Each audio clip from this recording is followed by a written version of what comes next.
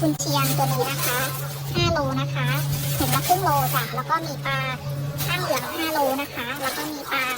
ข้างเหลืองแบบโรยงาอีก5 โลนะคะแล้วก็ตัวนี้เป็นแพเล็กนะคะ5 โลค่ะแล้วก็มีปลาทูหวานแดงนะคะตัวนี้ถึง5 โลนะคะแล้วก็ปลาช่อนทะเลไซส์เล็กนะคะอีก5 โลนะคะแล้วก็ตัวนั้นจะเป็นปลาช่อนทะเลไซส์กลางนะคะอีก5 โลค่ะคุณค้าพร้อมจะส่งให้วันนี้เลยนะคะขอบคุณมากค่ะ